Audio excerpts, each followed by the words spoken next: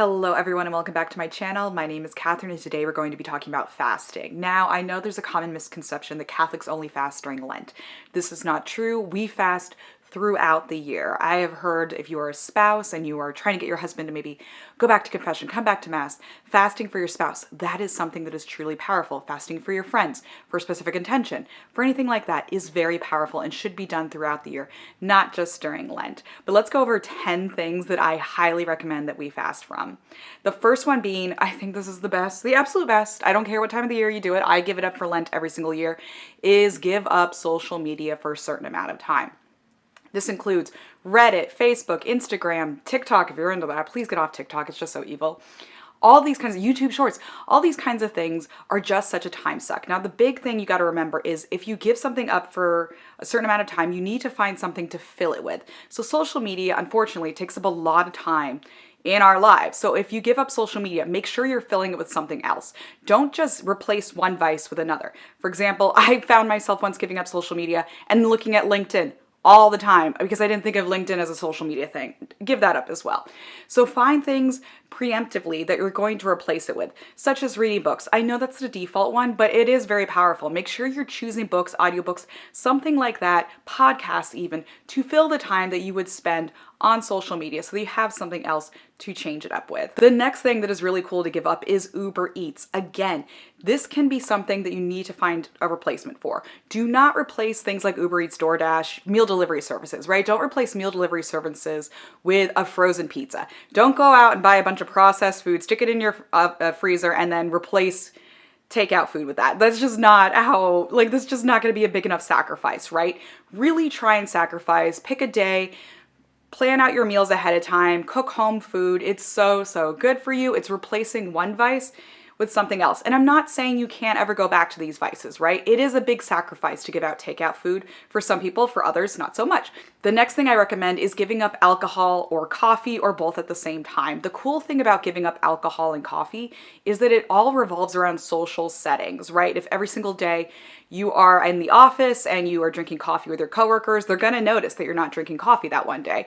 And you might be able to bring up, oh yeah, I'm fasting from coffee for X, Y, and Z, for Lent, for what have you. And it might make them think, wait, Catholics, they do fasting at other times of the year? Or Catholics, oh, they still give up things for Lent? Oh, that's really smart. It's so good to be able to talk about these things with our secular friends or our Catholic friends who have kind of fallen away, or they forgot to give something up, or it'll remind them of something like that. So things like alcohol, coffee, things you would have in a group setting with your friends and family that would notice that sacrifice. And you're not doing these sacrifices, right, to be proud. You're not going to say, oh, I'm giving up coffee so that you will go back to church. Don't be in your face about it. I'm saying oh, you do it a little simply, a little subtly, and encourage your friends maybe to fast and do the same. We had to bring this up. Give up dating apps, maybe even dating in general. Do a dating fast. This is good for you guys.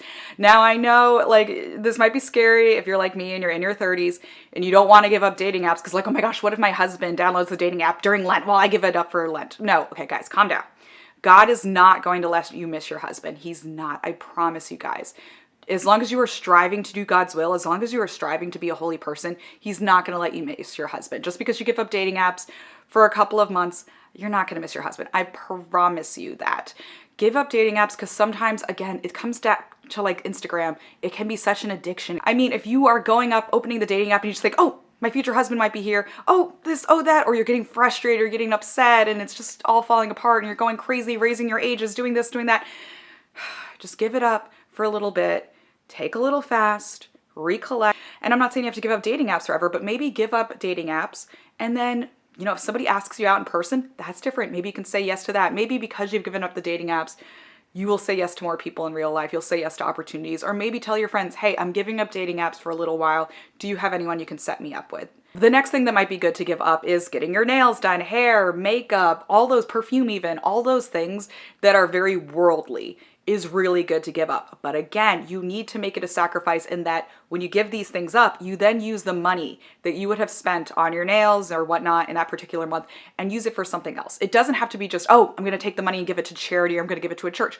Maybe take the money and take out a friend for lunch, take out maybe a younger family member, your parents even. It can be that. You don't have to give this up and then you have to give it to charity. It's great. You can give it to charity as well, but you can take the money that you save by giving up these vices and spend it on something fun, like going out to lunch with your younger sibling. It can be really nice.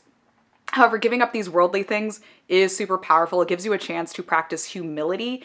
Maybe you're giving up the nails for a little bit and you're going to read the Litany of Humility every single day, which is so scary to pray the Litany of Humility. I'll link it down below. But things like that. Give up these worldly, secular things and recognize that it's worldly and secular. Next, a good thing to give up is streaming, watching TV, that kind of stuff, and video games. Men, if you are an adult male who plays video games, if you want to really, really become attractive to women, give up video games. There's nothing more attractive to me than when I meet a man and he says he doesn't have social media and he says he doesn't play video games. That's like the most attractive thing in the world. Giving up video games and streaming, again, very addictive. Choose something to replace it with, and it may help you go out and build more communities. I don't know. I think men still play video games with their friends. This gives you an opportunity to maybe call your friend instead, or maybe go meet them in person instead. Also, with the giving up TV for a little bit, maybe you're not going to be able to stay up on your TV shows, then you discuss them with your coworkers. Maybe things will get spoiled for you. That's a real sacrifice. If it's a real sacrifice, it's a good thing to fast from at some point. The next thing I'm going to recommend is giving up your cell phone for a certain amount of time, hopefully at least a day. If you have friends who are Orthodox Jewish, very involved in their Jewish faith, they give up their cell phone every Friday night until Saturday, okay? This is something they do every single week, and I'm so jealous. It is so good for them. I know it is very impractical to give up your cell phone if you have a career and you need your cell phone. However, you can probably give it up for at least a weekend here and there. Giving up the cell phone in its entirety, it's easier to hear God's voice when there's less distractions, and there's nothing more distracting than your cell phone. The next thing that I recommend giving up is online shopping. So online shopping is a little bit tricky because people now even just buy toothpaste online shopping, especially if you are addicted to fast fashion, like a lot of people my age are buying from those, sad fast fashion websites, wearing a different outfit every single time. Give up like having a different outfit every single time. Rewear outfits to weddings, rewear outfits to church, rewear outfits. Just don't online shop for a certain amount of time. Give it up for Lent. Another really great thing to give up is if you are in an office every single day and you take a lunch hour, give up that lunch hour and go to mass instead. A lot of churches by me have noon masses. This is really, really good to do for Lent, is to go to mass, daily mass every single day of Lent. Again, gives you an opportunity to talk to your coworkers, say, hey, if anyone would like to come to mass with me, I go every single day for Lent. Usually they will say no. I have never had someone take me up on that offer. The one thing you want to keep in mind though is to come up with a contingency plan in case a meeting gets put on. Of course, if a meeting gets put on during lunch and you're not able to weasel yourself out of this, I wouldn't necessarily recommend trying to weasel your way out of a meeting. Have a contingency plan in place. Make sure that you know of like a 7 p.m. mass or something after work that you can go to and replace it with. I do want to reiterate though that you make the rules with your fast. So for example, I did this several years ago when I used to go into an office. Every day of Lent, I would go to mass. If for whatever reason a meeting came up and I couldn't go to mass, I instead would make sure that I made a holy hour at a perpetual adoration chapel, or at least try to get to a church for an hour, pray the rosary, do what have you. So if I missed mass, I would go to a church and still pray for an hour. So I still got that time in with Jesus. Or if you know that you're going to have a meeting during lunch or for whatever reason you can't make it, go to mass before work. That is another great option. I'm going to recommend that you give up is sleeping in. This is very difficult for me personally. I love to sleep in. I'm sure most of you guys do too. One way that really helps with sleeping in, giving up sleeping in, is to offer it up for somebody else. Most of these sacrifices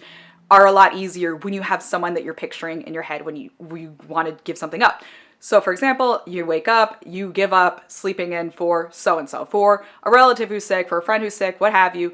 Give that up. Think of that friend, maybe even have a picture of that friend next to your bedside so that when you wake up, you see that friend's face. Okay, ready to go. I'm doing this for so-and-so. I'm doing this for whatever cause that you need to get up and go for. That's a really good way to get through it too. That can be what pushes you over the edge to get out of bed, which is so hard for so many people. I am not judging you. It is very difficult for me too. So those are my 10 things that I recommend giving up, not necessarily just for Lent, I mean for fasting in general.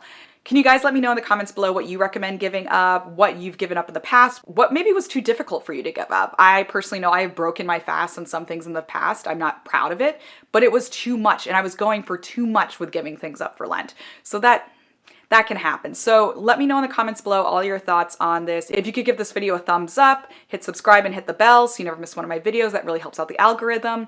I hope you guys have a tremendous Lent, and I will see you next time. Bye!